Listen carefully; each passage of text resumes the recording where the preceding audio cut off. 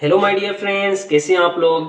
तो आज हम स्टार्ट करने जा रहे हैं बीएससी नर्सिंग का एनटीएस पास्ट पेपर 2011 का केमिस्ट्री का portion. This is the last portion of this past paper 2011। इसके साथ साथ मैं आपको एक खुशखबरी सुनाता हूं कि अपकमिंग मंडे नेक्स्ट मंडे पे हम स्टार्ट करने जा रहे हैं एनकेट एनटीएस बीएससी नर्सिंग टेस्ट की प्रिपरेशन के लिए क्रैश कोर्स। तो आप इस सीरीज से फायदा उठा सकते हैं। तो स्टार्ट करते हैं अपना lecture. Which of the following statement is true for the amorphous solids? Amorphous solids के they possess symmetry, they are isotropic. The option is the correct. All these are incorrect. Isotropic एक common term होता है जिसकी meaning होती है uniform in all direction. क्या क्या uniform in all direction? Properties of the amorphous solid uniform in all direction. इसका मतलब होता है आइसोट्रोपिक की मीनिंग होती है। जैसा ये फॉर एग्जांपल ये एक आइसोट्रोपिक amorphous solid है और इसकी प्रॉपर्टी ये है कि ये एक कंडक्टर है, ये करंट को फ्लो कर सकता है। जैसे ये इस तरफ भी करंट को फ्लो कर सकता है, इस डायरेक्शन में भी, अपवर्ड भी, डाउनवर्ड भी। इसका मतलब ये ऑल डायरेक्शन में करंट को फ्लो कर सकता है, यानी इसकी जो कंडक्टेंस है वो यूनिफॉर्म है ऑल डायरेक्शन में। आइसोट्रोपिक की मीनिंग ये होती है, ठीक है। उसके बाद मूव करते हैं which of the following statement is correct? Faraday's experiment indicates the existence of electron. Crookes tube experiment shows the presence of electrons and protons in atom. Radioactivity confirm the presence of electrons. Chadwick experiment show presence of neutron. Yes, all these statements are correct. In an atom, no two electrons can have the same set of four quantum numbers is stated by. ये जो statement है वो पालीज exclusion principal की है statement. ये एक principal है, ठीक है। Which of the following molecules have zero dipole moment? Dipole movement find करने के डिफरेंट वेज हैं, डिफरेंट शॉर्ट ट्रिक्स हैं। तो मैं आपको एक पहले बता रहा हूं कि ये एक मॉलिक्यूल है क्लोरीन। इसके आपने पहले हाइब्रिडाइजेशन फाइंड करनी। हाइब्रिडाइजेशन फाइंड करने के लिए अपने सेंट्रल एटम के वैलेंस इलेक्ट्रॉन लिखने हैं, वो हैं 4 कार्बन के लिए, और उसके बाद यूनिवेलेंट एटम्स जो कि हैं 4। यूनिवेलेंट का मतलब होता है जिसको या एक इलेक्ट्रॉन चाहिए या इलेक्ट्रॉन वो लूज करके स्टेबल हो जाए। तो ये भी है 4 क्लोरीन, एक यूनिवेलेंट है, उसको डिवाइड करेंगे 2 से। इसका आंसर आएगा 4। और 4 को ये जो यूनिवेलेंट एटम के आगे 4 है, क्लोरीन के आगे 4 है, इसको माइनस करेंगे तो हमारा आंसर आएगा 0। इसका मतलब कि इसके पास कोई भी लोन पेयर नहीं है, लोन पेयर ऑफ इलेक्ट्रॉन नहीं है इस मॉलिक्यूल के साथ। आपने ज़हन में रखना है कि जिस मॉलिक्यूल में भी लोन पेयर 0 होते हैं वो सिमेट्रिकल होते हैं और उसकी ज्योमेट्री जो होती है वो सिमेट्रिकल होती है, और उन मॉलिक्यूल्स के लिए ऑलवेज डायपोल मोमेंट जो होता है वो 0 होता है। उसके बाद है कार्बन डाइऑक्साइड। कार्बन डाइऑक्साइड की हम स्ट्रक्चर बनाएंगे, जैसे C डबल बॉन्ड O। तो यहाँ पे जो ये हमारा डायपोल मूवमेंट होता है ये एक वेक्टर क्वांटिटी है और इसका एक पार्टिकुलर डायरेक्शन होता है, और डायरेक्शन उसी तरफ होता है जो मोर इलेक्ट्रोनेगेटिव एटम हो। यहाँ पे ऑक्सीजन एक मोर इलेक्ट्रोनेगेटिव यहाँ पे है और इसका यहाँ पे है डायपोल मूवमेंट का डायरेक्शन, ठीक है। जब हम इसको नेट फाइंड करेंगे तो यहाँ पे भी सेम डायपोल मूवमेंट है इस डायरेक्शन में, और इस डायरेक्शन में भी सेम डायपोल मूवमेंट है, क्योंकि इलेक्ट्रोनेगेटिविटी का डिफरेंस जो है कार्बन और ऑक्सीजन के बीच में वो सेम है। तो इसका जो नेट डायपोल मूवमेंट आएगा वो आएगा 0। क्लोरीन एक न्यूट्रल एटम है और न्यूट्रल एटम के लिए डायपोल मूवमेंट ऑलवेज 0 होता है। और ऑर्गेनिक कंपाउंड पोलर नहीं है, नॉन पोलर है, उनका भी डायपोल मूवमेंट ऑलवेज 0 होता है। तो इसका करेक्ट ऑप्शन है E। मूव करते हैं next. Bond energy is required to break a bond between two atoms is taken as an ordinary energy release in the forming bond is the measure of strength of bond. These all statements are regarding to the bond energy. ये option is correct. उसके बाद है oxidation of number of nitrogen in HNO3। तो आपको पता होगा कि oxygen के लिए जो ऑक्सीडेशन नंबर होता है वो -2 होता है एक ऑक्सीजन के लिए। यहाँ पे 3 ऑक्सीजन है तो यहाँ पे होगा -6 का। और जब हाइड्रोजन अपने से मोर इलेक्ट्रोनेगेटिव एटम के साथ बाइंड करता है, बॉन्ड बनाता है, तो उसका ऑलवेज होता है ऑक्सीडेशन नंबर +1। अगर ये हाइड्रोजन बॉन्ड बनाएगा फर्स्ट ग्रुप के एलिमेंट्स मेटल्स के साथ, तो इसका होगा -1, यहाँ पे होगा +1। तो जब हम इसको सिंप्लीफाई करेंगे, यहाँ पे -6 है और यहाँ पे प्लस है, तो 1 है, तो यहाँ पे होगा +5। तो इसका ऑक्सीडेशन नंबर कितना हुआ? +5। A certain chemical reaction follows the following rate law. Rate is called K, rate constant, concentration of A, concentration of B raised power 2. The order of reaction.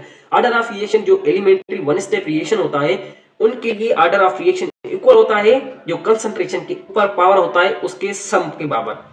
जब हम इसके यहाँ पे जो A का कंसंट्रेशन, उसके ऊपर जो पावर है वो 1 है और B के ऊपर पावर है 2। जब हम इसको ऐड करेंगे तो यहाँ पे आएगा 3। तो रेट ऑर्डर ऑफ रिएक्शन कितना हुआ? 3। Option C is correct. Only 2 elements are present in, 2 elements किस पीरियड में होते हैं? पीरियड नंबर 1 में। The unit of rate of reaction is, ये एक सिंपल आप फार्मूले से फाइंड कर सकते हैं। तो रेट का फार्मूला आता है change in concentration with respect to time. Concentration का यूनिट होता है मोल पर डीएम क्यूब और टाइम का होता है सेकंड। जब हम इसको सिंप्लीफाई करेंगे डीएम क्यूब, तो मोल डीएम क्यूब यहाँ पे जब ऊपर आएगा तो ये इनवर्स का हो जाएगा -1 और सेकंड -1। इसका करेक्ट ऑप्शन क्या हुआ? Dm cube -1, B option is correct. Hydrides which are prepared by passing hydrogen gas over hot alkali metals or alkaline earth metals are called as, इनको कहते हैं आयोनिक हाइड्राइड्स, क्योंकि जब हाइड्रोजन इनमें adsorb होता है अल्कलाइन अर्थ मेटल्स पे, तो ये जो मेटल्स होते हैं हाईली इलेक्ट्रोपॉजिटिव एटम्स होते हैं, ये जल्दी अपना इलेक्ट्रॉन लूज कर देते हैं और वो इलेक्ट्रॉन लेते हैं हाइड्रोजन नेगेटिव बन जाता है और अल्कली या अल्कलाइन मेटल्स जो होते हैं वो पॉजिटिव बन जाते हैं और इनके आपस में आयनिक बॉन्ड बन जाता है और ये कहलाते हैं ionic hydrides. B option is correct. Question number 51. When gypsum is heated to about 100 centigrade, it loses some of the water of crystallization and becomes, ये जब हम जिप्सम को हीट करते हैं 100 सेंटीग्रेड तक, ये वाटर जो है क्रिस्टलाइजेशन लूज कर देता है और कन्वर्ट हो जाता है प्लास्टर ऑफ पेरिस में। C option is correct. The chemical property of sulphuric acid is, ये एक एसिडिक प्रॉपर्टी है और ये ऑक्सीडाइजिंग प्रॉपर्टी। ऑक्सीडाइजिंग प्रॉपर्टी का मतलब होता है ये ऑक्सीडाइज होता है, ये ऑक्सीडेशन का मतलब होता है या रिमूवल ऑफ हाइड्रोजन हो या रिमूवल ऑफ इलेक्ट्रॉन हो या एडिशन ऑफ ऑक्सीजन हो, तो ये H+ डोनेट करता है, तो ये एक ऑक्सीडाइजिंग प्रॉपर्टी भी पजेस करता है। डिहाइड्रेटिंग तो ये पजेस करता है क्योंकि वाटर और स्टीम को ये एब्जॉर्ब करता है। Sulphonating properties, E option is correct. तो इसका जो करेक्ट ऑप्शन है वो है ई। मूव करते हैं next. Complete the following equation, यहाँ पे होगा Al2 होगा यहाँ पे H2SO4 डाइल्यूट। तो जब हम इसको सॉल्व करेंगे Al2 प्लस, अब हम पहले इसको जो है बैलेंस करेंगे। यहाँ पे होगा 3H2SO4 और इसका जो प्रोडक्ट होगा वो होगा Al2SO4 3 होल और उसके साथ हाइड्रोजन गैस। तो इसका जो करेक्ट ऑप्शन है वो है B option is correct. The electronic configuration of iron is, iron के लिए केमिकल सिंबल होता है Fe, आयरन का एटॉमिक नंबर होता है 26।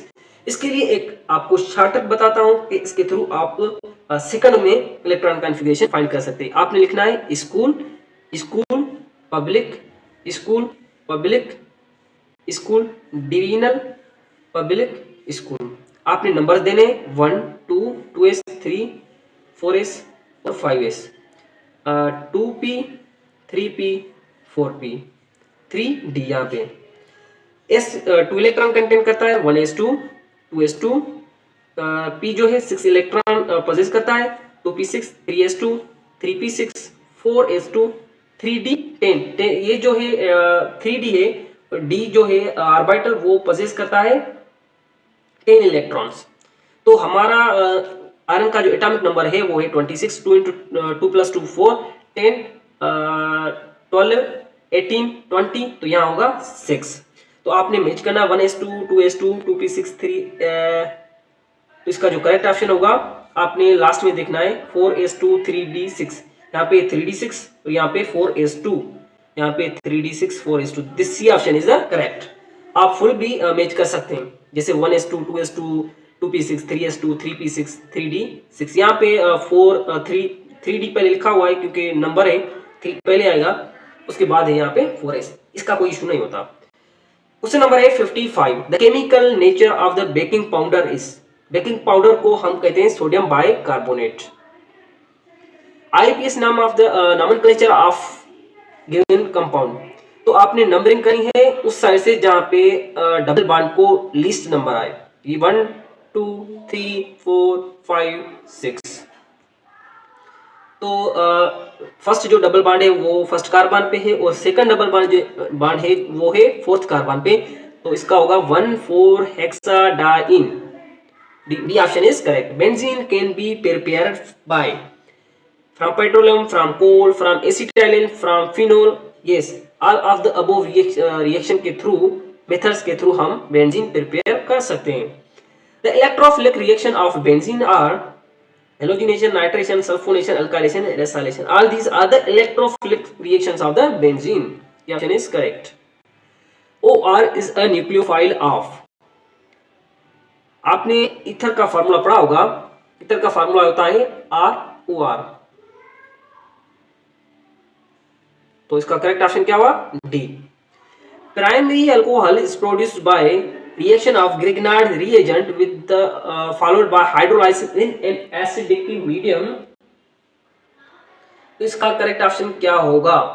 किससे हम प्राइमरी अल्कोहल का रिएक्शन करवाते हैं ताकि हमारा primary reaction of Grignard reagent,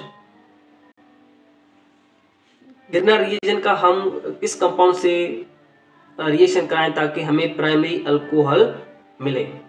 तो इसके लिए हम रिएक्शन लिखेंगे RMGX। ये एक ग्रिग्नार्ड रिएजेंट है। इसको जब हम रिएक्ट कराएंगे फॉर्मल्डिहाइड से तो इसका जो प्रोडक्ट आएगा और इसको हम हाइड्रोलाइसिस भी करेंगे। हाइड्रोलाइसिस का मतलब होगा reaction with water in the presence of acid. तो Grignard reagent always R negative देता है। R नेगेटिव, ये होगा पॉजिटिव और C double bond O negative होगा और ये होगा पॉजिटिव। तो जब हम इसका रिएक्शन कराएंगे तो हमारे पास आएगा ROH। यहाँ पे जो हाइड्रोजन होगा ये यहाँ से इधर से मूव करके यहाँ पे आएगा और ये हाइड्रोजन और OH मिलके वाटर बनाएंगे। उसके बाद ये जो है C+ से ये इसके साथ रिएक्ट करेगा R के साथ। ठीक है, तो ROH बनेगा। ये क्या है? ये हमारा primary alcohol. ROH is our primary alcohol. ठीक है, नेक्स्ट है an ester is prepared by the reaction of. Ester को हम तभी प्रिपेयर कर सकते हैं जब हम रिएक्ट कराते हैं कार्बोक्सिलिक एसिड को अल्कोहल के साथ। ये भी एक पार्टिकुलर रिएक्शन होता है। Which of the following acid is used for etching glass? तो etching glass का मतलब होता है कि वो हम ग्लास के जो डिजाइन्स होते हैं उनको कहते हैं etching glass। इसके लिए हाइड्रोफ्लोरिक एसिड यूज होता है। By heating 25 gram of limestone, the weight of carbon dioxide produced is। तो इसको एक शॉर्टकट की मदद से हम सॉल्व कर सकते हैं। इसके लिए आपने एक इक्वेशन लिखनी होगी इसकी, वो है CaCO3 CaO plus CO2 carbon dioxide. तो यहाँ पे आपने देखना है कि इसका कोफिशिएंट क्या है। ये 1 है, यहाँ भी 1 है, यहाँ भी 1 है। तो आपको मैंने पहले भी लेक्चर्स में ट्रिक बताई थी कि आपने m/n लिखना है और इनको इक्वल करना है। ये ऑलवेज इक्वल होता है किसी भी मॉलिक्यूल का, किसी भी बैलेंस्ड इक्वेशन में। तो m यहाँ पे मोल्स है और n है कोफिशिएंट, ये जो मैंने आगे पहले लिखा हुआ है। तो m के यहाँ पे कितना है? m is the moles. तो मोल्स फाइंड करने के लिए आपको यहाँ पे ग्राम्स दिए गए हैं। तो मोल्स के लिए कैल्शियम कार्बोनेट का जो मोलर मास है वो है 100 और यहाँ पे दिया हुआ है 25। 25 को हम जब 100 से डिवाइड करेंगे और इसको इक्वल करेंगे, यहाँ पे मोल्स हमने फाइंड करने हैं। यहाँ पे कोफिशिएंट जो है 1 है, तो ये लिखने की कोई जरूरत नहीं है। यहाँ पे हम सिर्फ मोल लिख रहे हैं। मोल किसके बराबर होता है? मोल होता है given mass by molar mass. तो कैल्शियम ऑक्साइड का कितना है, तो आपने कार्बन डाइऑक्साइड फाइंड करना है, वेट ऑफ कार्बन डाइऑक्साइड। तो कार्बन डाइऑक्साइड का मोलर मास होता है 44। जब हम इसको आपस में मल्टीप्लाई करेंगे, सॉल्व करेंगे, तो हमारा आंसर आएगा 11 ग्राम। यहाँ पे आपने यहाँ से इसको मल्टीप्लाई करना है, इधर ले आएंगे, और यहाँ पे एक का होगा 4 4 1 1 आएगा, तो 11 ग्राम इज आंसर। ठीक है, C option is correct. A child's balloon has a volume of 3.8 dm cube and temperature is 35 centigrade. If balloon is put in refrigerator and cooled to 5 centigrade, the approximate volume of the balloon is। तो इसको solve करने के लिए आपने simple formula apply करना है gas का, जो होता है P1 V1 by T1 is equal P2 V2 by T2। तो यहाँ पे तो वॉल्यूम का कोई जिक्र नहीं हो रहा, तो हम वॉल्यूम को निकाल देंगे, तो सॉरी प्रेशर को हम निकाल देंगे और वॉल्यूम को यहाँ पे पुट करेंगे। V by T V1 by T1 is equal V2 by T2। तो यहाँ पे वॉल्यूम गिवन है 3.8, इसको डिवाइड करेंगे, यहाँ पे टेम्परेचर दिया गया है सेंटीग्रेड में, तो इसको हम कन्वर्ट करेंगे केल्विन में।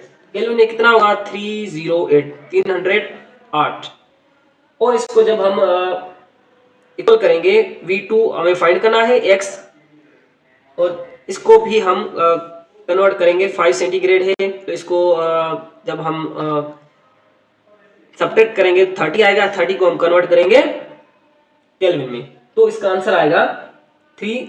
ये केल्विन में इसका टेम्परेचर आएगा 3 आएगा, यहाँ पे 303। जब हम इसको सिंप्लीफाई करेंगे तो हमारा आंसर आएगा 3.43 dm³। This is our correct option B. If the matter in a given system at a given condition is divided into two equal parts, then the value of the extensive properties will be। Suppose करें मुझे ये एक container है और इसका volume है, suppose करें 2 litres इसका वॉल्यूम है। वॉल्यूम है एक एक्सटेंसिव प्रॉपर्टी। एक्सटेंसिव प्रॉपर्टी को जब भी हम डिवाइड करेंगे तो उसका जो वैल्यू होगा वो भी हाफ हो जाएगा। जैसे हम इसको डिवाइड कर रहे हैं यहाँ से, तो यहाँ पे 1 लीटर हो जाएगा और यहाँ पे 1 लीटर हो जाएगा। एक्सटेंसिव प्रॉपर्टी डिवाइड करने से डिक्रीज होती है।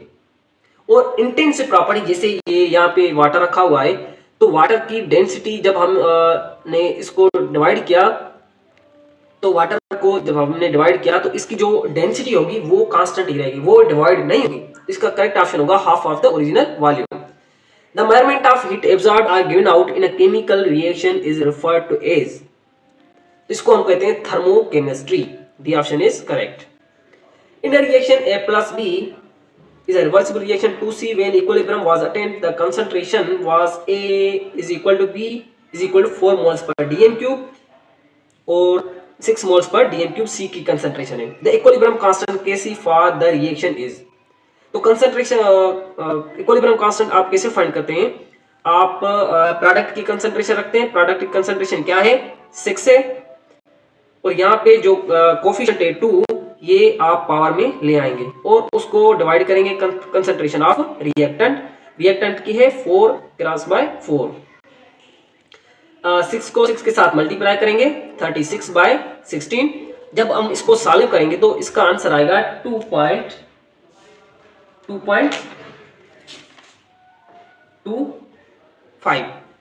The option is correct।